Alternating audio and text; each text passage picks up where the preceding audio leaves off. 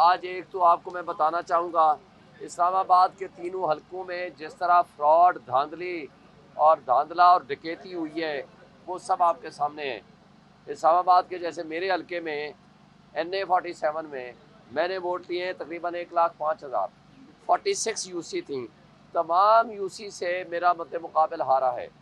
वो वोट ले रहा है 51,000 और डिफरेंस जो है वो भी 53,000 से ज़ायद का है।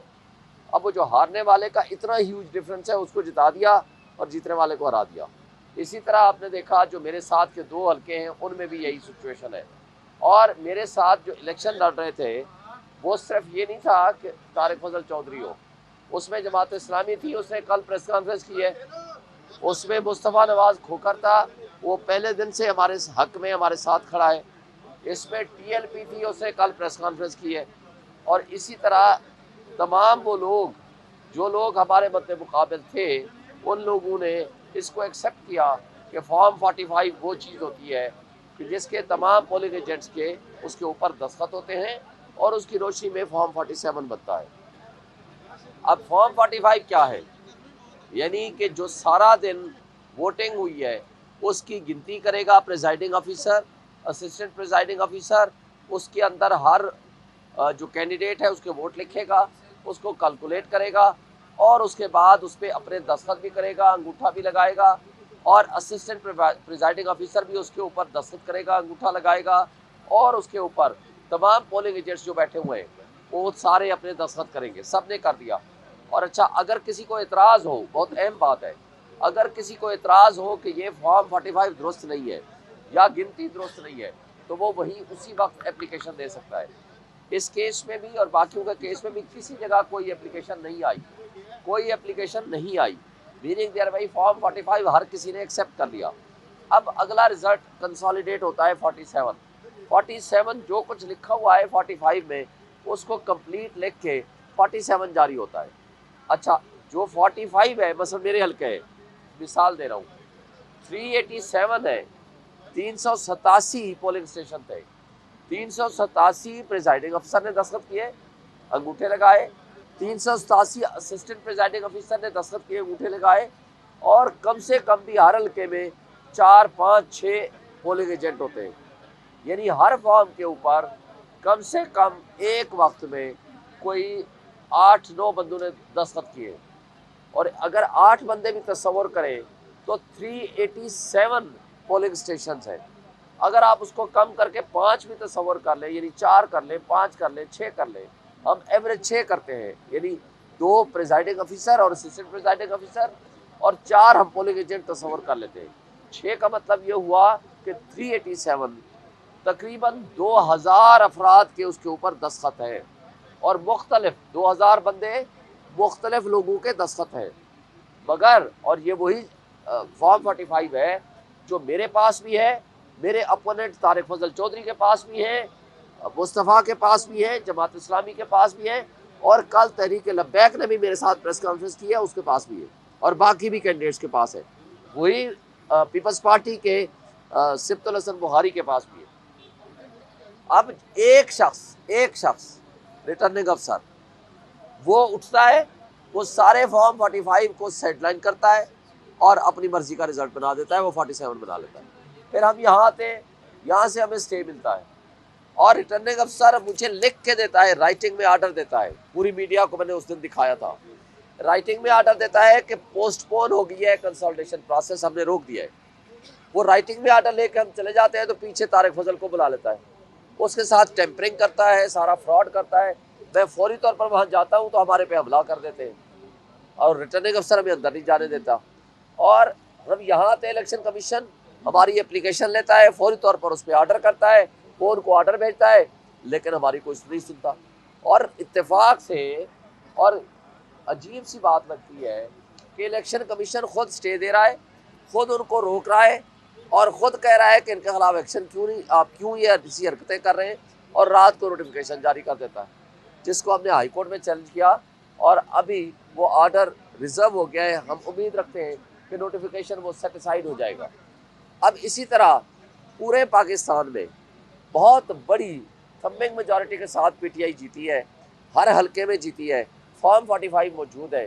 आज जो कुछ हो रहा है, मैं एक सिर्फ डीजी खान की बात करता हूँ ज़िले की, वहाँ लगारी को जिताया गया, सज्जाद नारचीना वो बड़ी लीड से जीत चुका था फॉर्म 45 के हिसाब से, मगर उसको हरा दिया गया। और वो जरताज गुल ज़बरदस्ती बड़ी मुश्किल से मार कुटाई होने के बावजूद वो अपना रिजल्ट लेने में कामयाब हो गई। हमारे वहाँ इकबाल साकिब साहब हैं, उन्होंने भी MPA के कैंडिडेट थे, उनको हराया गया, मुखालिफ को जितवाया गया। इसी तरह इकबाल बडानी थे, उनको भी हराया गया। और मेरे साथ मौजूद हैं अली मोहम्मद खलोल साहब। अली मोहम्मद खलोल साहब मेरे पास मौजूद है। ये इनका हल्का था NA 184। ये जीते हैं जनाब एक 50,000 की लीड से। ये आपके 1,13,000 थे, 1,13,000 इसके वोट थे 45 फॉर्म 45 के मुताबिक। इनके अपोनेंट ने वोट लिए 64,000 64,000। 50,000 की लीड से जीता हुआ बंदा, उसको हरा दिया। और यही हाल पूरे आप डीजी खान डिवीजन में है, पंजाब में है, और बहुत सारी कराची में है, बहुत सारी जगहों पे। अब मैं सवाल ये करता हूँ कि जो लोग कल आपने वो उतरे हुए चेहरे, वो फ्रॉड, वो करप्ट माफिया आपने इकट्ठे बैठे हुए देखा, जिसको PDM 2 की शक्ल आप कह सकते हैं। PDM 1 ने जो इस मुल्क की तबाही और जड़ें तबाही की है और जड़ें खोखली की हैं, वो अब PDM 2 जो कि जिसको हकारत की निगाह से देखते हुए अवाम ने मुस्तरद कर दिया, अब अशराफिया को और उस बदमाशिया को हमारे ऊपर मुसल्लत किया जा रहा है। अब मैं ये कहता हूँ कि जो फ्रॉड, फोर्जरी और बेईमानी और डकैती इन लोगों ने की है, इनको शर्म हया ख़त्म हो गई है कि किस मुंह से आप इकट्ठे होके और फिर हमें कहते हैं आप सियासी नहीं है, आप हमारे साथ नहीं बैठते। हम उनको कहते हैं कि जो आपने जुर्म किए हैं उसको ख़त्म करें। मैं आपको ऑफ़र करता हूँ, हम हर एक से बात करने को तैयार हैं, मगर जो हमारा मैंडेट है, अवाम का मैंडेट है, वो उनको वापस करें। जो चोरी किए हैं हल्के, सारे लाहौर में इन्होंने चोरी किए, आपके सामने ही है। मरियम नवाज हार गई थी, नवाज शरीफ हार गया था, शहबाज शरीफ हार गया था, ओन हार गया था। सारा ये फ्रॉड है, सब आपके सामने सारी तफसीलात आ चुकी है, उसमें तफसील में क्या जाए। आप वो हल्के वापस करें। 2/3 मेजॉरिटी से भी ज़्यादा हमारी सीटें बनती हैं। हुकूमत उनको बनाने दें जिसको आवाम चाहती है। आइन में लिखा हुआ है कि आइन के दिए हुए अख्तियारात के तहत आपने जो जिसको आवाम मुंतखब करेगी वही हुकूमत बनाएगी। और आइन की वायलेशन में अगर वो टोला, वो तबका जो आपस में बैठ के एक हफ्ता पहले तक दस्तों गिरेबान थे, वो कौम की आंखों में धूल झोंक रहे थे, आज PDM 2 बनाने जा रहे हैं। ये मुल्क के लिए तबाहकुन होगा। लोग उनके ऊपर ट्रस्ट नहीं करते, अवाम को इनके ऊपर ट्रस्ट नहीं है, ओवरसीज़ को इनके ऊपर ट्रस्ट नहीं है, इंटरनेशनल वर्ल्ड इनके ऊपर ट्रस्ट नहीं कर रही, कोई इन्वेस्टमेंट नहीं लाएगा।